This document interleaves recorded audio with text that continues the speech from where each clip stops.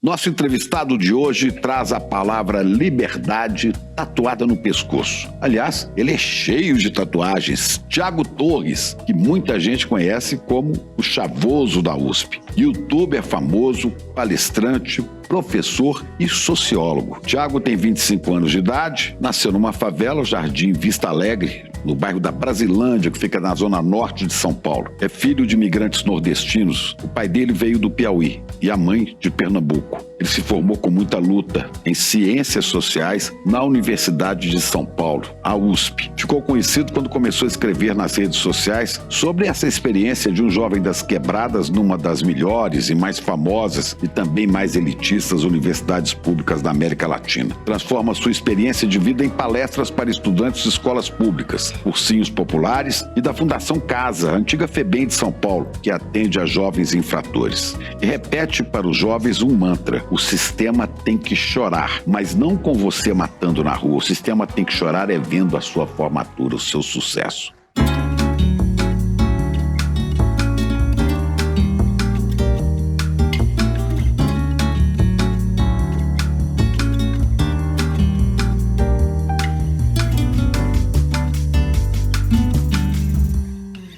Salve, Chavoso, Thiago, ou Chavoso, eu prefiro Chavoso. Thiago é legal, mas Chavoso é a sua marca, né? Sim. Muito obrigado por você ter vindo aqui no ICL, você já conhecia aqui, Eu né? que agradeço, assim, conheço, já vim aqui algumas vezes, sempre um prazer colar aqui, obrigado pelo convite para estar mais uma vez. Você veio aqui para uma discussão acalorada que nós fizemos, um programa aqui, discutindo o caminho das esquerdas no Brasil. Sim. E você esteve também numa entrevista com o Padre Júlio, foi isso? Isso. Júlio Lancelotti. Exatamente. Fala sobre religião aqui com ele. Pois é, quem que é o Padre Júlio para você? Nossa, o Padre Júlio é uma pessoa que eu admiro muito, viu? Eu acho que fazem falta mais pessoas como ele. Ele é um cristão verdadeiro, né? Que, infelizmente, hoje em dia tá em tanta falta. Tenho muita admiração por ele. Ele é uma inspiração de luta, uma inspiração religiosa, espiritual. É uma pessoa que eu realmente gosto bastante. É uma pessoa que dedica sua vida aos mais excluídos dos excluídos, né? Exatamente, inclusive ele me inspira nesse sentido também, né? Porque eu também, como a gente vai falar aqui depois, né? Já adiantando um pouquinho, eu também acabo fazendo isso quando eu vou trabalhar em presídios, fundações, casa. Então, tanto eu que estou nesse lado, quanto ele que está do lado da população em situação de rua, e também população carcerária, enfim, toda essa população excluída e marginalizada, a gente tá olhando por ela, né? Então, eu sendo uma pessoa bem mais nova do que ele, eu olho pra ele como uma referência de alguém que tá aí há décadas fazendo isso antes mesmo de eu nascer.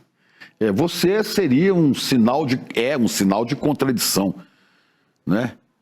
Porque você não é um homem branco, você não é um cara de classe média alta, você é um sujeito que vem da periferia, né? E entra na USP. Que é uma universidade pública, sustentada com recursos públicos, mas é um ninho de gente branca, né?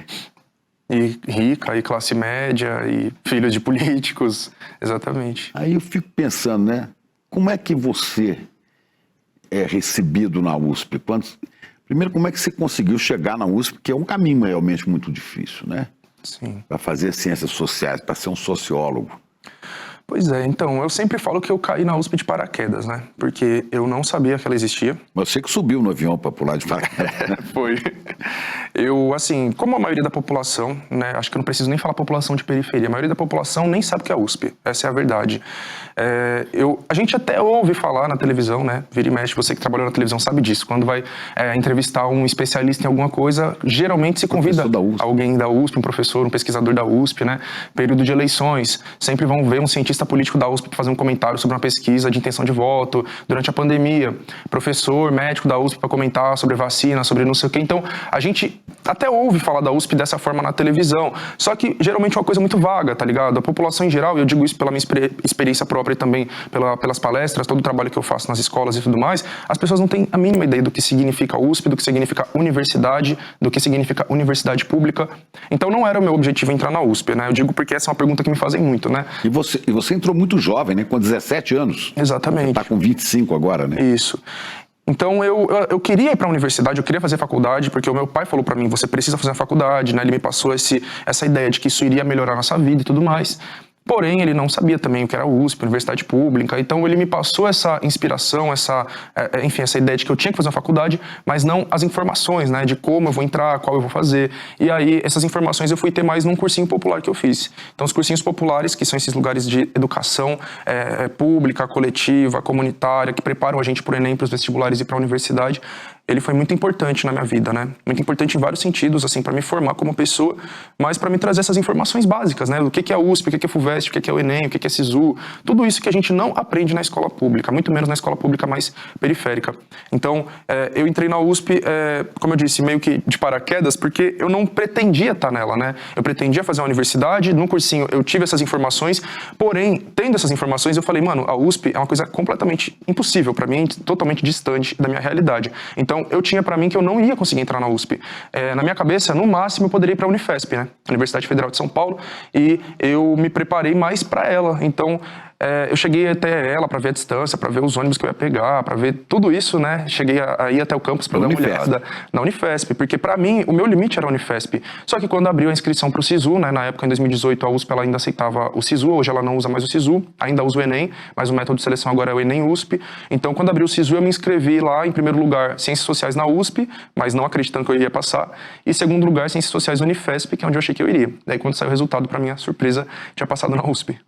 Pois é, e ao entrar na USP, você foi uma ave rara lá dentro, né? Uma pessoa diferente. Primeiro, uma pessoa que vem das quebradas. Lá não tem muita gente que vem das quebradas. Depois, uma pessoa negra. Depois, uma pessoa toda tatuada, com seus adereços, que inclusive chavoso é isso, né? É o charme de ser assim, né?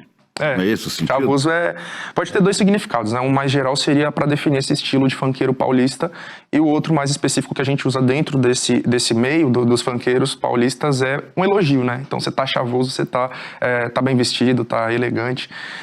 Só que quando eu entrei na USP, eu não era exatamente assim, né? Por exemplo, eu não tinha tatuagens, eu tinha 17 anos, eu nunca tinha feito uma tatuagem. Eu fiz a primeira tatuagem alguns meses depois que eu entrei, quando eu fiz 18 anos. E também não tinha dinheiro, né? As pessoas também têm que entender o quê? Que esse estilo que eu tenho hoje, esse estilo chavoso, depende de algum dinheiro, assim, né? Você precisa ter algum dinheiro para você conseguir comprar as roupas que você quer, principalmente se você quiser as originais. Eu não faço muita questão de usar roupa original, mas a maioria desses moleques que estão nesse meio, eles fazem questão de sempre ter as roupas originais, né? Mas enfim, de qualquer forma, seja original ou da 25 de março, você tem que ter algum dinheiro, né? E até então, eu ganhava, tipo, R$400, eu era estagiário, né? No ensino médio, ganhava 400 conto, um dinheiro que não dá para quase nada. E aí, quando eu entrei na USP, aí eu comecei tanto a ganhar o auxílio, quanto também eu trabalhava por fora, porque o auxílio da USP também não era lá essas coisas. E aí eu passei a ter algum dinheirinho, né, um salário mínimo, que aí já dava para eu começar a comprar umas roupas que eu gostava mais, né. Mas, de qualquer forma, independente disso, quando eu entrei na USP, eu já tinha algum estilo periférico, digamos assim, já era possível você vê claramente, né, quem me visse ali que eu era uma pessoa negra de periferia, e então isso trouxe, acho que principalmente duas consequências, né?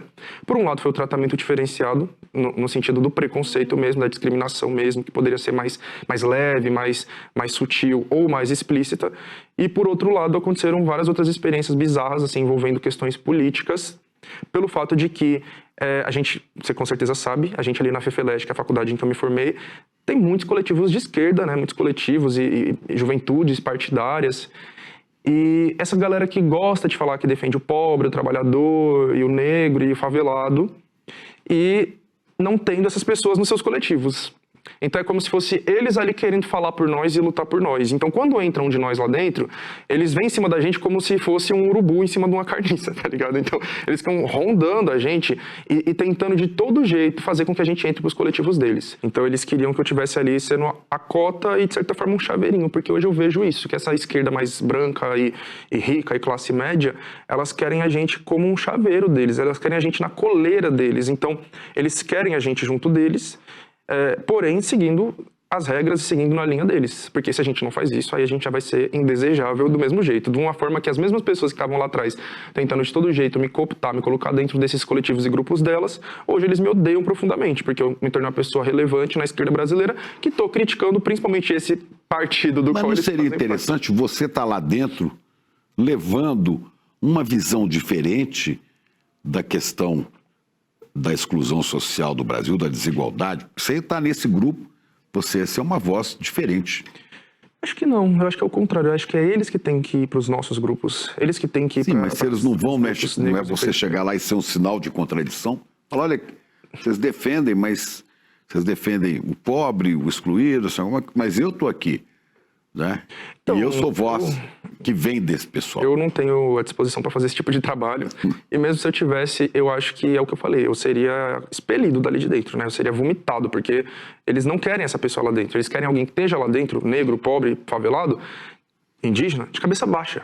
Simplesmente dando aval para as coisas que eles estão falando. Então, não tem nenhuma pessoa negra de quebrada lá. Aí você vai lá e critica isso. Ah, vocês estão falando isso porque vocês são bando de playboy. Agora, se eles têm, eles vão falar, não, mas a gente tem negro e pobre aqui também. Então é como se estivesse ali para validar o que eles estão falando. E eu jamais ia me prestar esse papel. Agora, na USP, sendo uma pessoa diferente daquele público em geral que tem ali, em geral são pessoas ricas ou pessoas que têm algum poder aquisitivo. A maioria, gente branca, né? Uhum. Você não sofreu uma discriminação dos colegas, do pessoal da própria universidade? Não te olhavam diferente, não te tratavam diferente? Sim, com certeza. Como eu falei, né, tem um preconceito mais velado e tem um preconceito mais explícito, né? Por exemplo? Esse mais velado, ele acontecia frequentemente e principalmente ali na FEFELESH, né, que é a Faculdade de Ciências Humanas, porque nas faculdades ali mais de ciências exatas ou até mesmo mais, não necessariamente de exatas, como, sei lá, direito, só com a faculdade mais de elite, porque a gente tem essas faculdades que são mais elitistas que as outras, né, que é direito, engenharias, medicina, arquitetura. Então, nesses lugares, você vai ver um preconceito muito mais explícito, muito mais direto. Nos de ciências humanas, o preconceito ele é mais velado, né? Então, assim, no final das contas, todo mundo é racista e todo mundo é elitista. Porque todo mundo está dentro de uma sociedade racista e elitista que faz com que todo mundo seja dessa forma, mas uns de umas formas e outros de outras, né? Então, as pessoas que são geralmente de direita, elas vão ser preconceituosas, como eu falei, de uma forma mais direta, mais explícita, no sentido de eu não quero negro pobre perto de mim. Agora, o de esquerda, o playboy de esquerda, ele não é assim, né? O preconceito dele é eu quero um negro pobre perto de mim, desde que ele esteja aqui obedecendo minhas ordens, abanando o rabinho pra mim, comendo biscoitinho e fazendo o que eu quero. Então foi isso que eu percebi, né? E exemplos pra você. Eu não tive muito contato com a galera desses cursos que eu falei, né? Engenharia, medicina, né? Por exemplo, medicina eu nunca tive contato. Acho que eu fui na Faculdade de Saúde Pública uma vez só pra palestrar, eu acho, ou pra bandejar, nem lembro, ou pra fazer os dois. Mas eu fui lá uma vez só, não lembro pra que foi. Agora, na faculdade de Direito, eu cheguei a fazer um semestre lá de uma aula, de uma matéria lá, uma disciplina. E engenharia, nunca entrei lá dentro, porém eu tive uma experiência com alunos de engenharia dentro do ônibus circular da USP, né? Então tem aquele ônibus que circula, leva pro metrô e volta. Porque o campus é muito grande, né? Então ele roda. Exatamente. E aí eu fui pegar esse ônibus com um parceiro meu, também negro, periférico, né? E ele falou pra mim assim... Também estudando lá. Também estudante lá das sociais. E ele falou assim, mano, a gente vai pegar o ônibus aqui no ponto de ônibus que é um depois da Poli, né? Que é a Escola Politécnica de Engenharia. Ele falou assim, se prepara, porque toda vez que eu pego o ônibus aqui eu sofro algum preconceito, algum racismo. Eu falei, tá bom, vamos ver, né? E aí a gente entrou no ônibus, e aí eu já bati o olho lá, só tinha pessoas brancas lá dentro. E aí eu me aproximei da catraca, o cobrador bateu o bagulho que fica o dinheiro na hora, né? Eu já achei isso estranho, porque tipo, ele me viu e bateu o negócio pra esconder o dinheiro.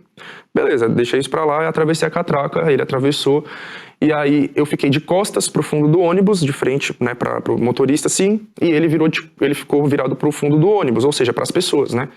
E a gente começou a conversar de política. Isso era em 2000... Você e esse amigo. Isso era em 2019, se eu não me engano.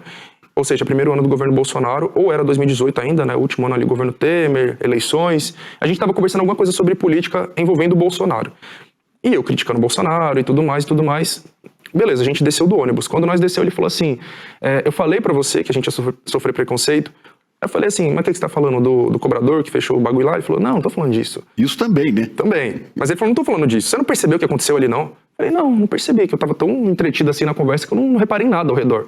Ele falou, mano, primeiro quando você começou a falar, todo mundo ao redor, atrás de você, começou a dar risada. A galera, todo mundo tava apontando pra você, dando risada, cochichando com os outros e rindo, debochando de você falando. Teve uma mina que até comentou, quando eu tomo uns corote eu fico desse jeito aí. Mas o pior foi que ele disse que passou 2 minas brancas por nós, mediu a gente assim de cima a baixo e uma falou pra outra, se eu soubesse que ia ter esse tipo de gente aqui no ônibus, eu tinha ido de carro. Nossa, mano, quando ele falou isso aí, subiu um ódio em mim. Principalmente porque eu não vi isso, tá ligado? Que eu tava tão distraído que eu nem ouvi isso. E eu acho que esse foi o caso, assim, mais talvez explícito, né, de preconceito que eu sofri, porque a pessoa ela olha pra gente e fala, esse tipo de gente, eu não queria estar no mesmo lugar que esse tipo de gente. Agora, preconceitos mais velados, né, que eu falei, que as pessoas às vezes elas próprias nem percebem que estão sendo preconceituosas, acontece constantemente no meio dessa galera progressista, branca, classe média. Não que na FEFELESH só tenha gente progressista e de esquerda, né, também é importante pontuar isso, porque os bolsonaristas à direita sempre estão falando que lá na FEFELESH, na USP só tem esquerdista e comunista. Isso é mentira total. Até monarquista eu encontrei lá, né. Mas monarquista, se pudesse, escravocrata, né? Pois é. Então, mas é fato que tem sim muita gente de esquerda, mas a imensa maioria não é comunista, a imensa maioria é uma esquerda liberal, uma centro-esquerda liberal, enfim, esses progressistas aí de centro-esquerda, e essa galera são extremamente preconceituosos também, como eu disse, às vezes sem nem perceber, às vezes percebendo também. Então, o que é muito comum lá? Pelo fato deles serem pessoas que não convivem com a gente, a não ser em posições de trabalho, né? Então eles convivem com a gente, pessoas pobres e negras, trabalhando para eles, sendo suas babás, faxineiras, seguranças, porteiros, etc. Eles não sabem nada sobre a gente. Eles têm uma visão extremamente estereotipada sobre nós. Toda pessoa negra que está lá dentro, eles supõem que mora na favela. Então tinham pessoas negras de classe média lá que falavam assim, né? Que eles chegavam neles e falavam, de qual quebrada que você é? Eles, eu não sou de quebrada nenhuma, eu moro aqui na Santa Cecília. E para mim, eles sempre supunham que eu tinha entrado por cota racial. Você que entrou por cota racial. Eu não entrei por cota racial, tá ligado? Inclusive foi muito na USP. Isso é um preconceito. Oi? Isso é um preconceito. Já julgou. Você só entrou aqui porque você tem cota. Exatamente. Né? Então, como se a cota fosse uma injustiça, né? Não, a cota é uma tentativa de fazer justiça. Eles nem veem como uma injustiça, essa galera mais progressista, né? Só que ainda assim, ele tem essa visão ali dentro de que você só pode ter entrado através da cota. Você é menor do que eu, né?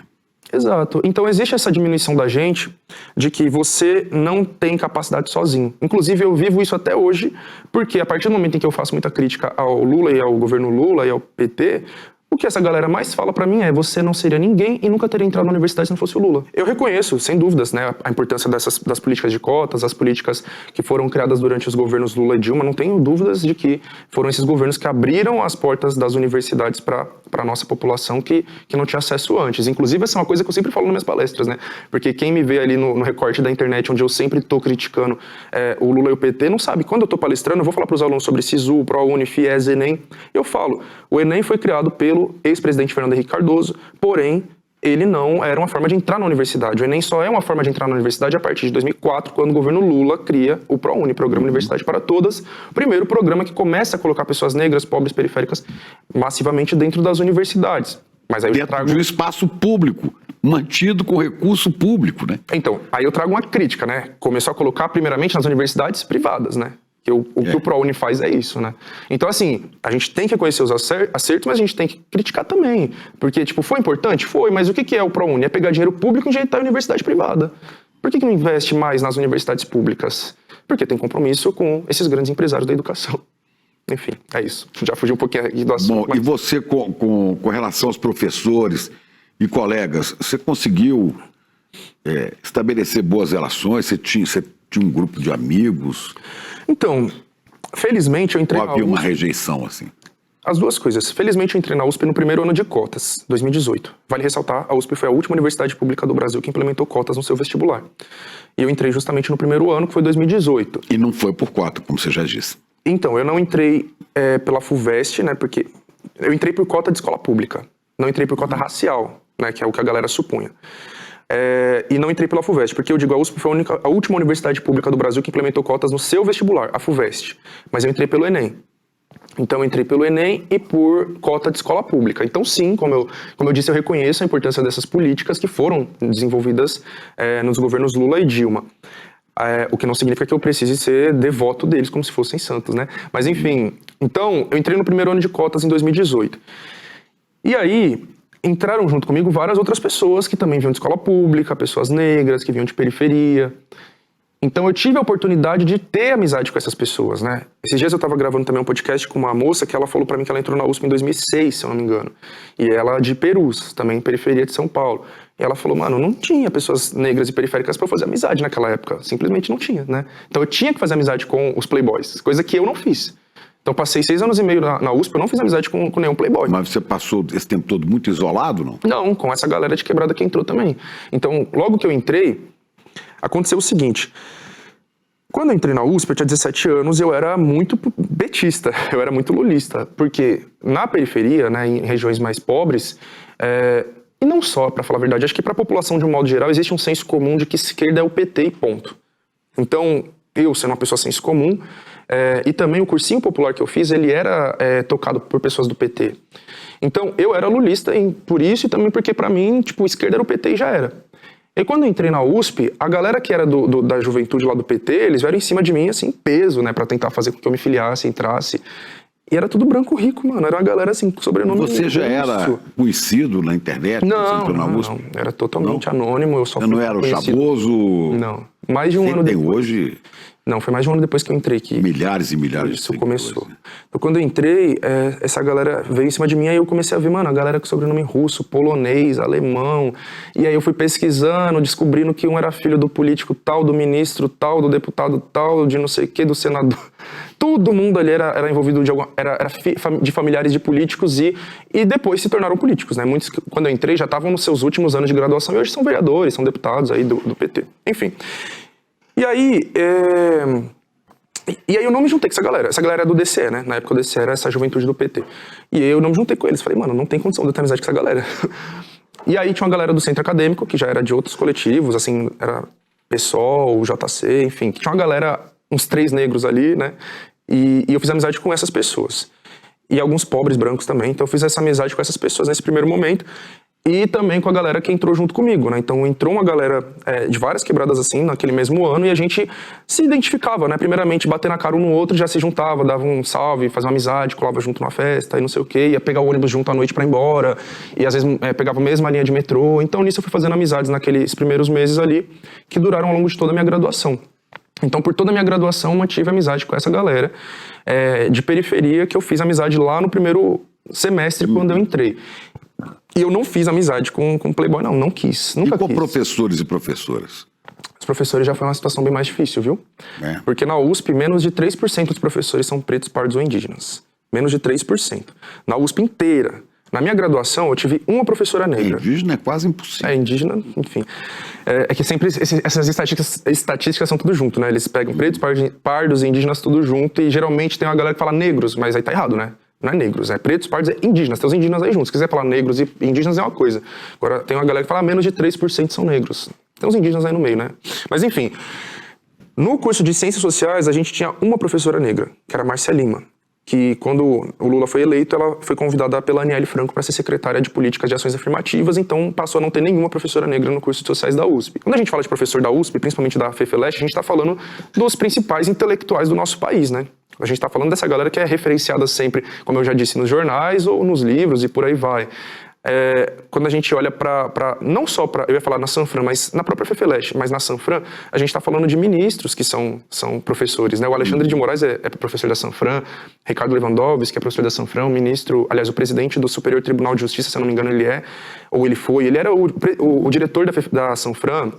Enfim, na FEFELESH, o Haddad é professor da FEFELESH, e por aí vai, né? Então a gente tem muitos políticos, ministros, que são professores dentro da USP, né? Então a galera que tá lá, tipo, mano, numa bolha, num privilégio, num afastamento da realidade da população, absurdo. Então a galera que, por exemplo, acha que é normal você acabar a aula 11 horas da noite, porque ele acha que todo mundo mora ali ao redor de Butantã, né? E se eu saio da USP 11 horas da noite, eu chego em casa 1 hora da manhã, e se eu chegar porque eu posso perder o último ônibus e não conseguir.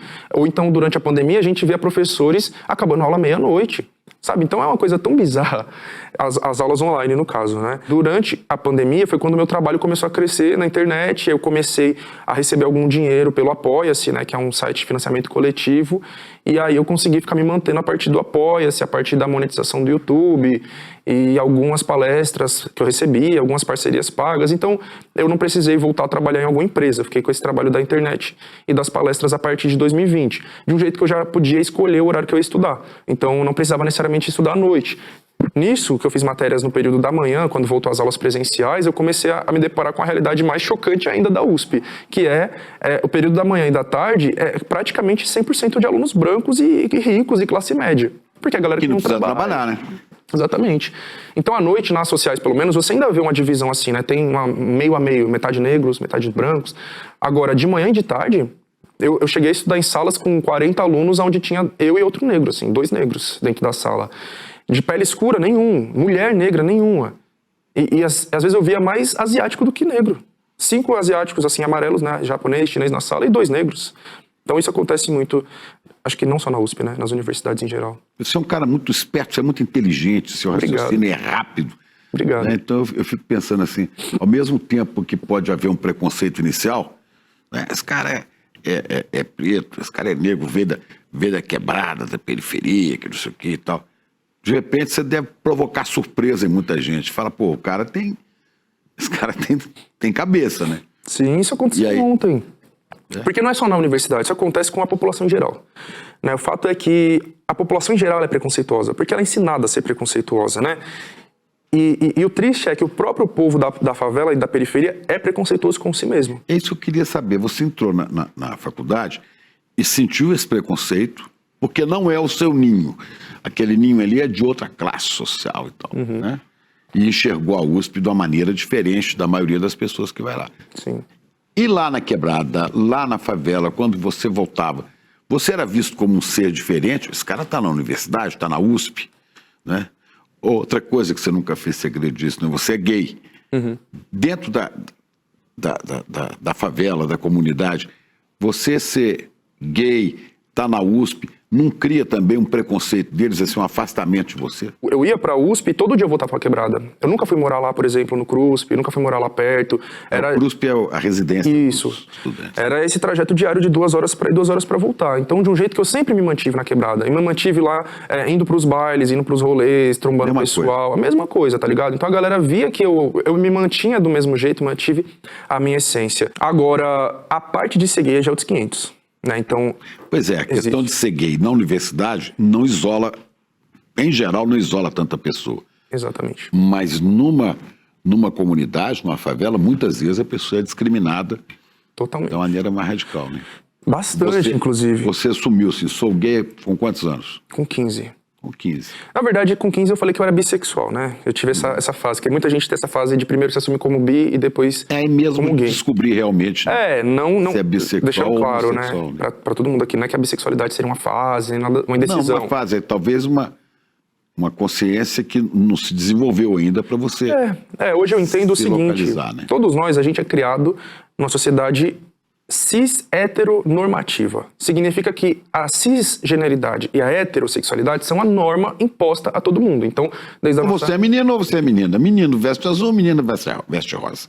E se você é menino, você tem que gostar de meninas, né? E você cresce ouvindo, esse aqui vai ser o pegador, vai pegar várias meninas. E se você é menina, é o contrário. Não, essa aqui vai ser recatada, vai ter um príncipe encantado. Enfim, então desde a infância a gente aprende que o certo é você nasceu com pênis, você tem que ser homem e gostar de mulher. Você nasceu com a vagina, você tem que ser mulher e gostar de homem. Isso é imposto pra gente. O tempo inteiro, pela família, pela religião, pela mídia, pela escola, por tudo. Então, quando a gente vai crescendo, pode ser que chegue um momento que a gente questione isso e fale, pô, será que isso é real? Será que eu realmente sou isso? E aí a gente vai passando experiências na infância, na adolescência, que fazem a gente questionar, que fazem a própria família nossa olhar pra nós e questionar isso, e às vezes até repreender isso com violência. Enfim, então, eu fui passando por esse processo ao longo da minha infância e adolescência, mas eu só comecei a questionar por volta ali dos meus 12 anos. Eu comecei a falar, mano, eu sinto atração pelos meus amigos. Porém, eu também sentia alguma atração pelas meninas, tá ligado? É uma coisa que eu não sei explicar, tá ligado? Eu sentia essa atração que depois ela sumiu. Aí você achava que você era bi. Exatamente. Bissexual. E aí, com 15 anos, eu me assumi como bissexual pra minha família, amigos. E aí, com 16, né, foi um período, assim, entre os meus 15 e 16, que eu comecei a me questionar e falar, mano, será que eu realmente sou bi ou eu tô me enganando, mentindo pra mim mesmo, sabe? Meio que me forçando a dizer que eu sou uma coisa que eu não sou.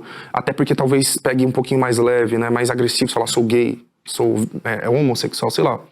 E aí eu entendi, não, de fato é isso, eu sou gay. Mas aí eu não tive esse processo de me assumir de novo, né? Eu falei que eu sou bi, deixa isso aí, quem quiser, enfim, pensar que eu sou isso, que pense, não tô nem aí. Agora a questão é, como a gente estava dizendo, né? O tratamento dentro da quebrada e da universidade são diferentes porque o público que tá ali é diferente.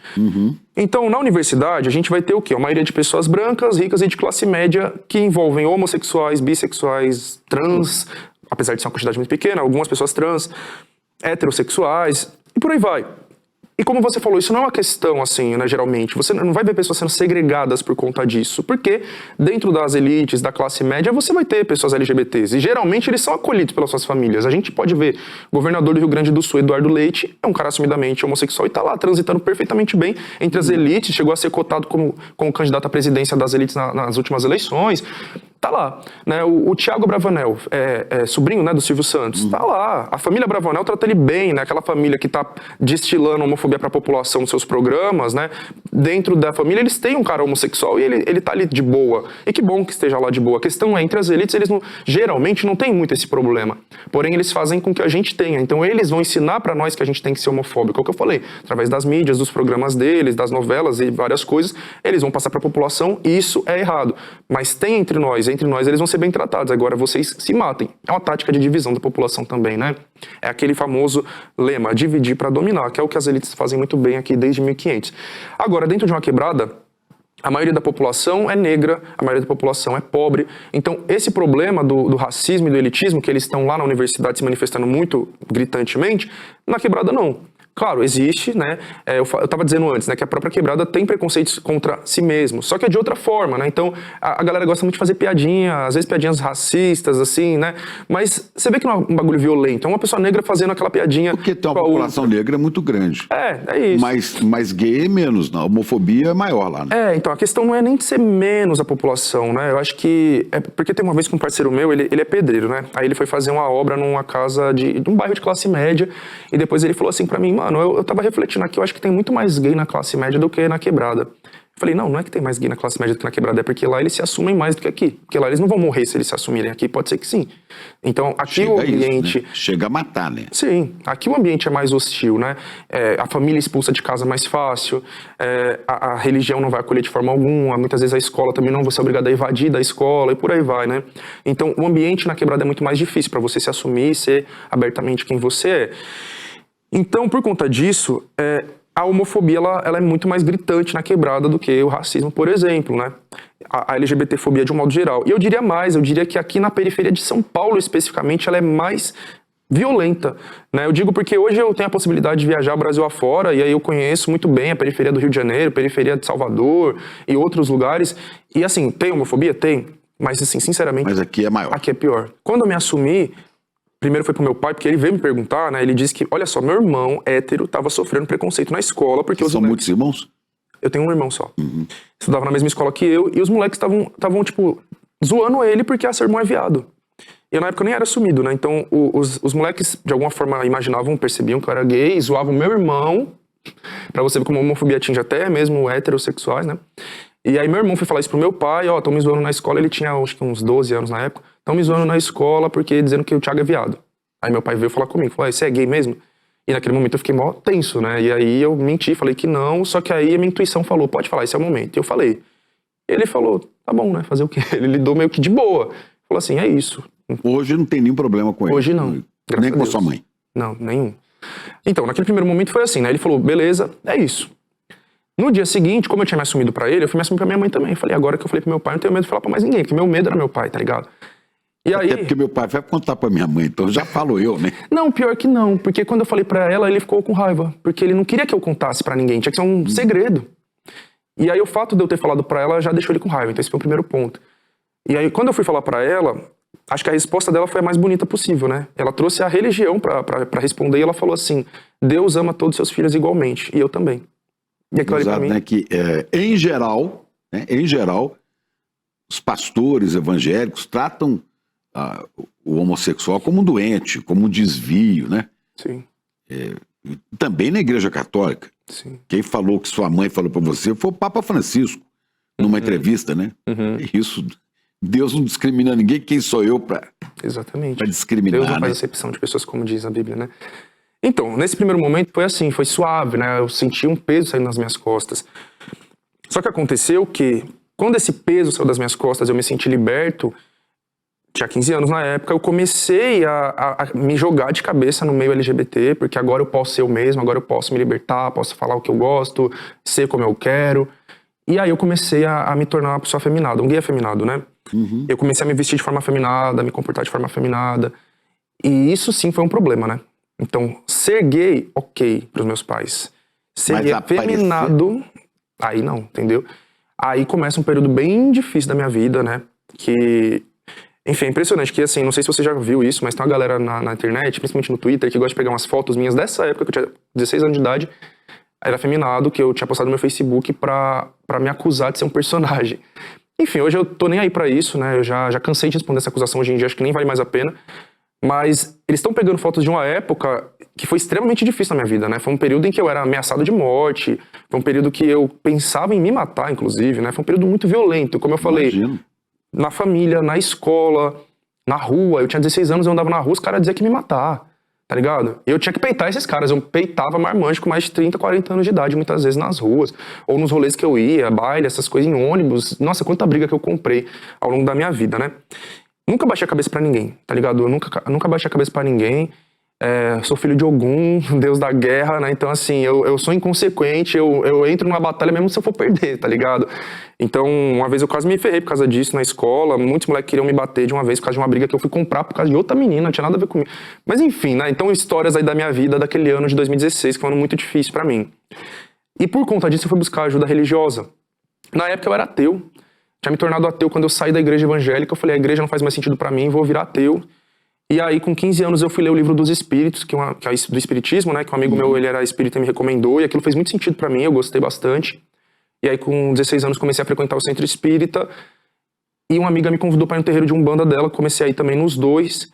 E como eu falei, eu tava procurando ajuda também, explicações, respostas, mas também ajuda, porque eu tava vivendo um período muito difícil psicologicamente, como eu falei. Fui atrás de psicólogos na rede pública, não consegui, né? Assim, disseram que tinha uma consulta para dali a 3 meses, né? É complicado, porque nesse momento tá tendo todo um debate na internet aí sobre o SUS e não sei o quê. E assim, o SUS é fundamental, mas ele tem muito a melhorar, né? Porque falta investimento. E aí eu fui lá no SUS, queria uma consulta psicológica. Tem daqui a 3 meses, quer marcar? Falei, daqui a 3 meses eu posso ter morrido já, né? Não fui. E aí eu fui procurar ajuda em centro espírita. Fui fazer um tratamento espiritual e me ajudou muito, tá ligado? E aí eu consegui retomar o rumo assim da minha vida.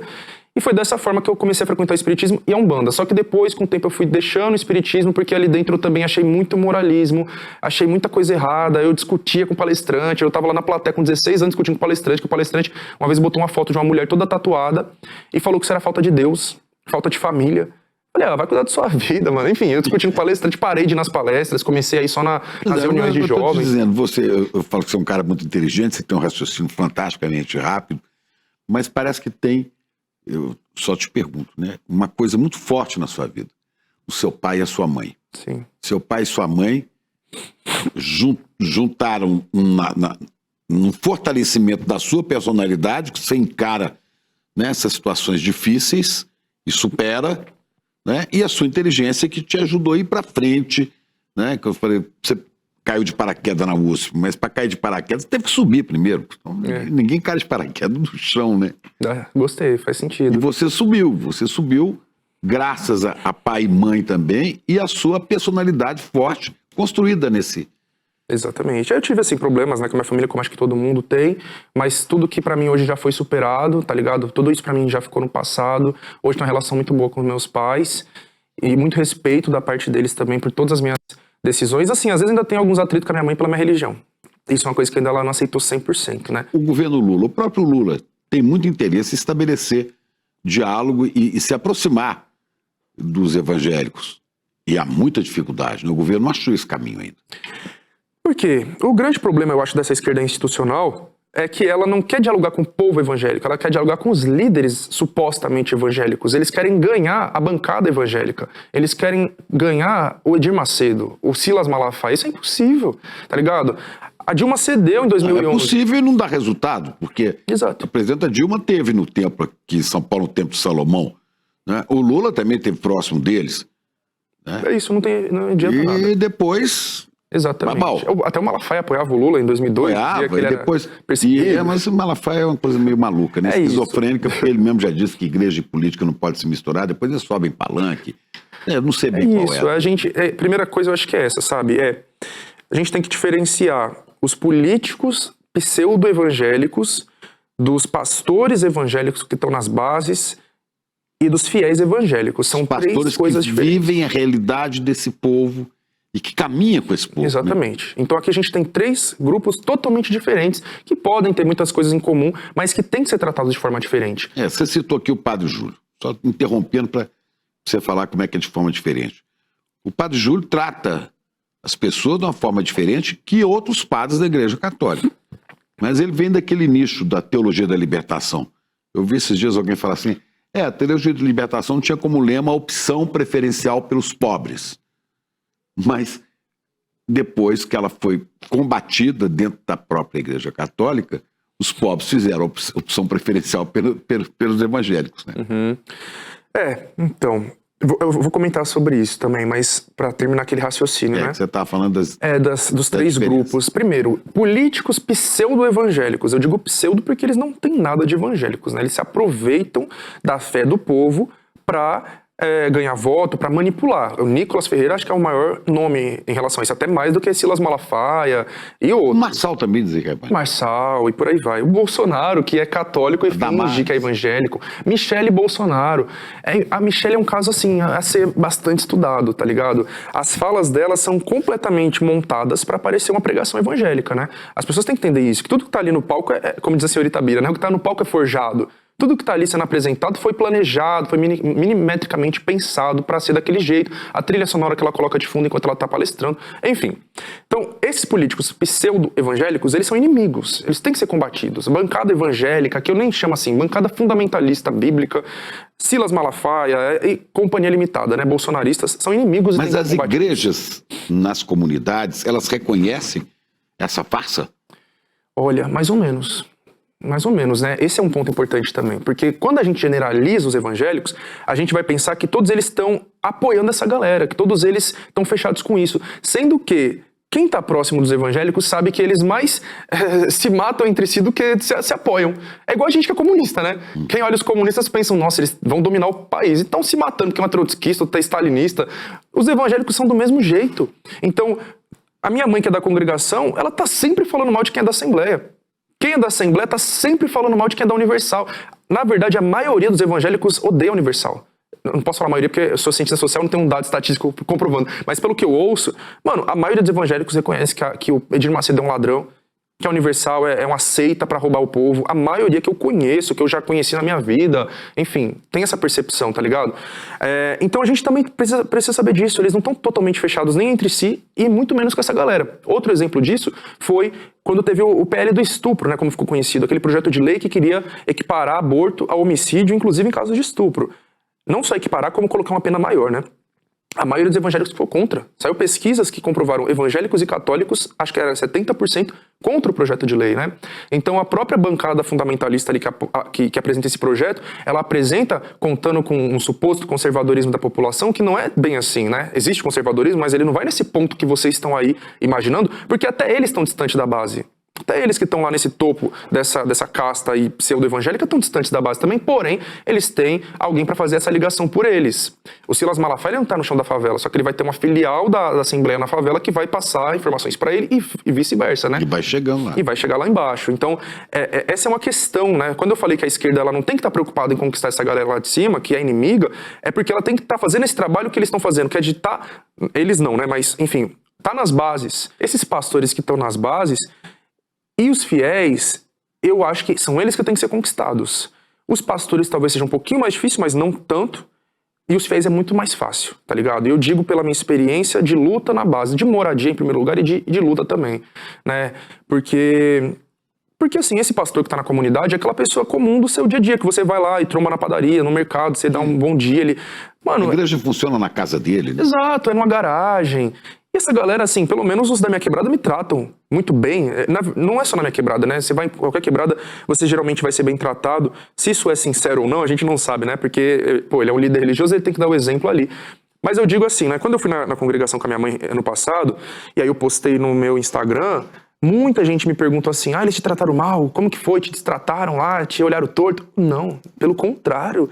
Fui recebido com um abraço, sorriso no rosto, seja muito bem-vindo, volte sempre. Muito bem tratado. Você é um filho vitorioso dessa comunidade, vitorioso numa luta desigual para danar, né? Pois é. Agora imagina, né? Imagina essa pessoa que vive uma vida desgraçada. Essa pessoa que vive na favela, que trabalha num emprego precário, trabalha muito, ganha bem pouco, é violentada pela polícia, etc. Chega num lugar onde você é recebido assim de braços abertos, um sorriso no rosto, como se você fosse um príncipe pisando ali naquele lugar. Seja muito bem-vindo, a sua presença aqui é incrível, volte sempre. Pô, lógico que você vai voltar. Você vai se sentir bem. O único lugar da sua vida que você é bem tratado é ali dentro. Às vezes, no caso da mulher, que a base evangélica hoje é isso, é mulher e negra. Apanha dentro de casa, é destratada, os filhos tá nem aí pra ela, só lava, passa, cozinha. Chega na igreja, ela é uma rainha ali dentro, tá ligado? Ela veste a melhor roupa dela pra estar lá dentro.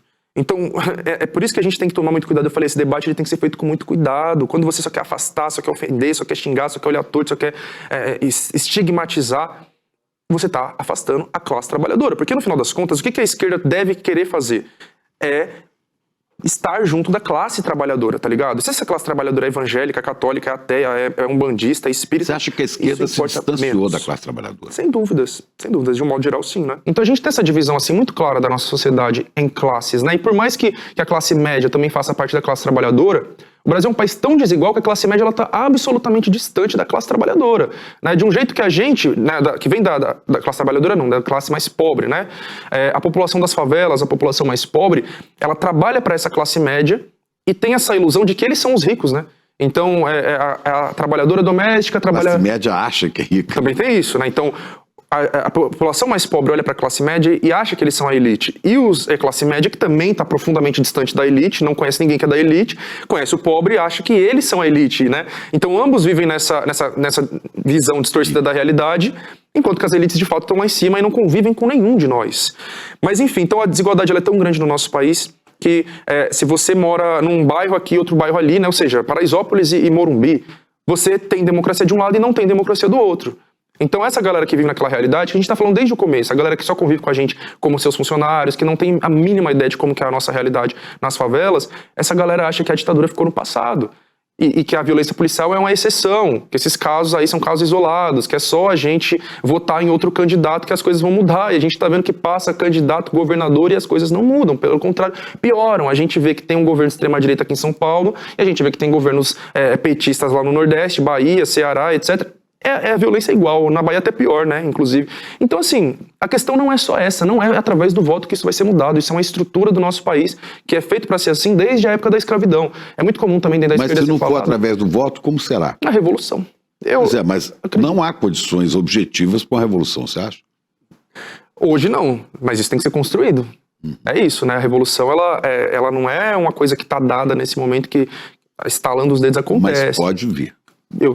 Não tenho dúvida de que sim, né? Que não só pode vir a acontecer, como não tem outra saída, não tem outra solução para esse e todos os outros problemas, né? Eu falo aqui da violência policial, mas acho que a grande pauta do momento é a mudança climática, a crise climática. Isso aí não vai ser transformado dentro do capitalismo de forma alguma, e se não for mudado... Ao contrário, né? O capitalismo alimenta exatamente, isso. Né? E se isso não for transformado, não for mudado, vai destruir o planeta. Então, a gente está nessa encruzilhada histórica, né? Ou destrói o capitalismo, ou ele vai destruir o planeta e levar a vida na Terra junto. Não tem uma terceira via.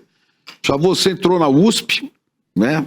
E conheceu lá também muitas teorias interessantes.